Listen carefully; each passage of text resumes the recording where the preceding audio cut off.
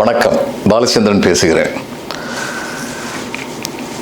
வழக்கமாக தமிழர் பெருமை இதெல்லாம் பற்றி, தமிழ் இலக்கிய பெருமையெல்லாம் ரொம்ப பேசியிருக்கோம். நம்முடைய நாடு இந்தியா சுதந்திரம் அடைஞ்சதிலிருந்து இன்னைக்கு வரைக்கும் உள்ளதை பற்றி பேசினாலும் அது ரொம்ப முக்கியமான விஷயங்கள். அதையும் பற்றி கண்டிப்பாக பேசணும்.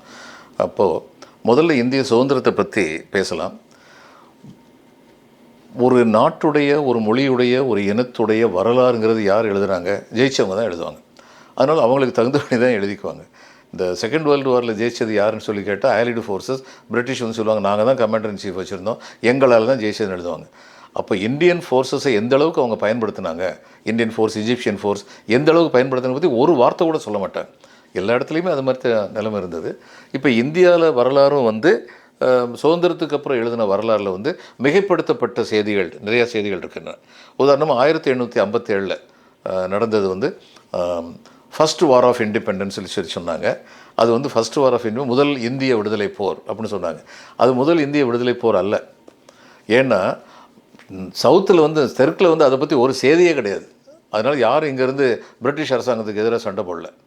அடுத்து வடக்கில் மகாராஜா ரஞ்சித் சிங் தான் இருக்கிறதுலே பெரிய ராஜாவாக இருந்தார். லாகூர்லேருந்து, இன்றைக்கி உள்ள பாகிஸ்தான் லாகூர்லேருந்து என்டையர் பஞ்சாப், இன்றைக்கி நம்முடைய பஞ்சாப், ஹரியானா, ஹிமாச்சல் பிரதேஷ் மாநிலங்கள், அப்புறம் பாகிஸ்தானில் உள்ள பஞ்சாப், இது எல்லாம் சேர்ந்து அவர் ஆண்டுகிட்டு இருந்தார்.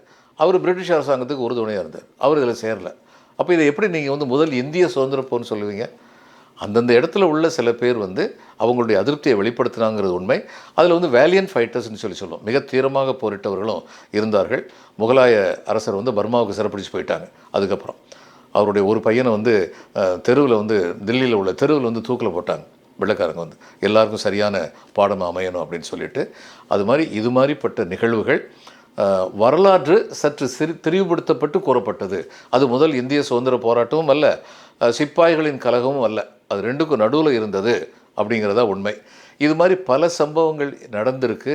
இந்திய வரலாற்றில் முழுமையாக உண்மைகள் கூறப்படாமல் இருந்திருக்கின்றன. அப்படிங்கிறத பற்றி சில நாட்களாக தொடர்ந்து பேசலாம் என்று கூறி, இந்த நாள் இனிய நாளாக இருக்கட்டும் என்று கூறி முடிக்கின்றேன். வணக்கம்.